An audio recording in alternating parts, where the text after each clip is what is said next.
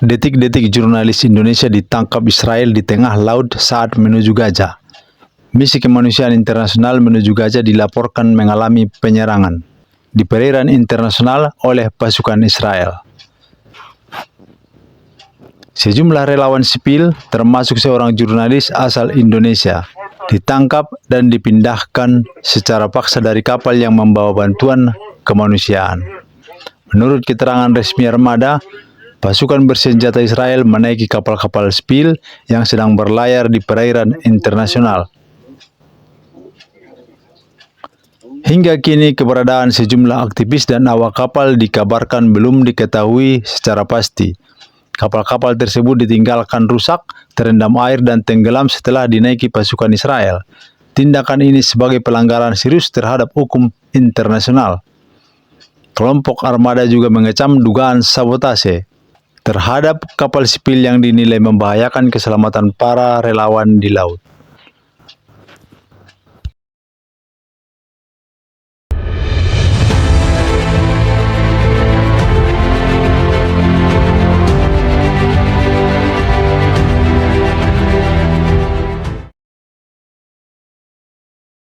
Jika Anda melihat video ini, berarti saya telah ditangkap oleh tentara Zionis Israel. Apabila video ini sudah ada di tangan Anda, artinya saya sudah diculik oleh tentara penjajah Zionis Israel. Jika Anda menonton video ini, berarti saya telah diculik oleh Zionis Israel di perairan internasional.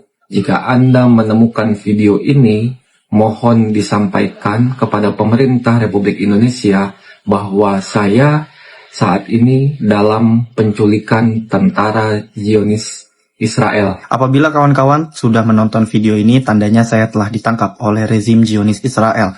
Penculikan saya ini menunjukkan bahwa rezim Zionis Israel dan pendukungnya bertindak untuk melanjutkan pembunuhan dan genosida mereka.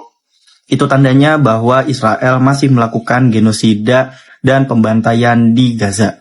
Saya mohon agar pemerintah Republik Indonesia membebaskan saya dari penculikan tentara penjajahan Zionis Israel. Segera bebaskan saya, segera bebaskan warga negara Indonesia lainnya, dan tetap dukung dan suarakan terus kemerdekaan untuk Palestina. Tolong selamatkan saya, bebaskan Palestina.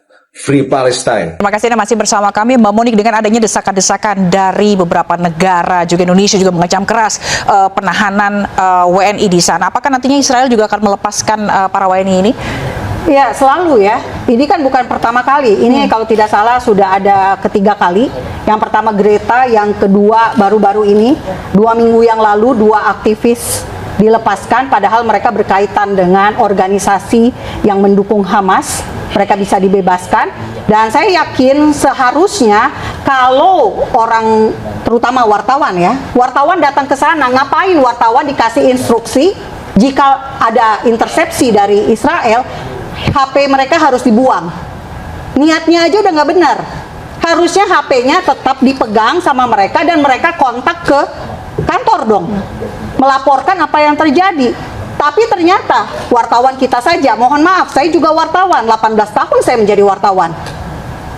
Dan saya tahu prosedur, setiap mau ke negara tertentu kita harus minta izin. Mau ke Iran saya harus lapor untuk mendapatkan surat izin meliput. Ke Cina juga sama. Jadi, tolonglah kita juga memakai cara yang benar. Saya baca di media, dikatakan bahwa prosedurnya adalah justru HP, alat komunikasi harus dibuang ke laut kalau ada intersepsi dari Israel. Berarti kan niatnya udah nggak benar, Mbak.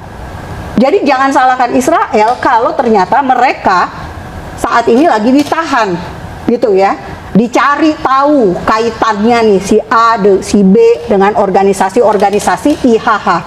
Karena apa? Kapal Global Sumut Flotilla ini berada di bawah naungan IHH dari Turki yang sudah dilarang oleh Israel sejak tahun 2009. Dilarang beroperasi dan Kenapa mereka gabung dengan organisasi yang dilarang? Oke. Itu sama aja cari gara-gara. Oke, Bang Husinul, menurut Anda itu sebagai SOP pengamanan diri atau memang sesuatu yang memang sebenarnya lumrah untuk dikatakan ketika kita menghadapi sebuah ancaman atau apa, itu bentuk defense dari kita sendiri?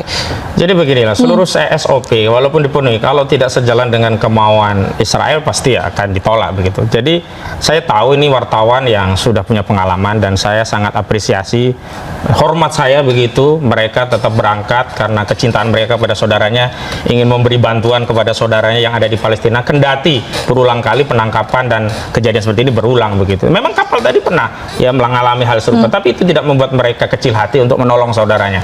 Jadi kalau setiap ancaman dari Israel itu dituruti, ya habis ya, saudara-saudara kita habis di Palestina, nggak ada yang bisa bantu. Lalu bagaimana pertanggungjawaban kita di hadapan Allah kelak ketika ada saudara kita memiliki penderitaan, butuh bantuan kita tidak bisa membantu. Kita tidak seperti Iran yang bisa bantu dengan serangan senjata yang bisa melindungi kita, cuma punya pakaian, punya makanan, punya obat-obatan, dan itu juga bisa menolong saudara kita. Saya pikir justru saya sangat mengapresiasi di tengah kejadian yang berulang tentang kezaliman yang dilakukan oleh Zionis ini kepada setiap relawan yang datang, tapi tidak menyurutkan langkah mereka. Dan kalau kita bicara tentang pakem yang ada, tentu Dewan Pers sudah bicara bahwa berarti mereka sudah memenuhi prosedur di internal kita. Dan kalau kita bicara prosedur apa yang ada di lautan luas, ya kuat itu apa senjata? Yang paling berkuasa siapa? Yang punya alutsista.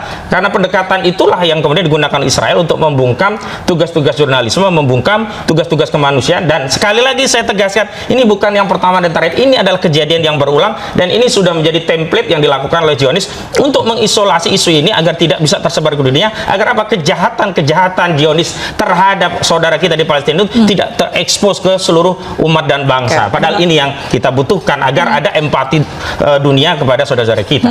Benarkah Mbak Monik ini untuk membungkus kejahatan-kejahatan yang akan disebarkan oleh para tentu relawan saja dunia? tidak ya. Israel ini adalah negara yang demokratis, persnya bebas, tidak seperti Iran, justru terbalik ya.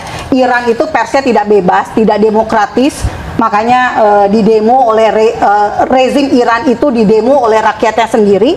Sebaliknya Israel enggak. Israel justru mempersilahkan, jika dari Indonesia mau datang liputan, silakan. Urus visa baik-baik, pasti dibolehkan, pasti diizinkan. Saya pegang omongan saya. Ya, wartawan-wartawan Indonesia yang ingin masuk ke Israel dan ingin liputan ke Gaza, ingin liputan ke Yudea dan Samaria, bisa. Jangan takut. Israel bukan tipe tiran, bukan tipe diktator. Pasti akan diberikan akses. Dan yang paling penting, yang paling perlu diketahui, IDF, tentara Israel sendiri, dia punya media sosial berbagai bahasa. Ada dalam bahasa Parsi, Arab, Inggris, Ibrani. Ya, kita nggak ada bahasa Indonesia sih, tapi kita bisa baca yang dari bahasa Indonesia. Bantuan kemanusiaan ada lewat Kogat.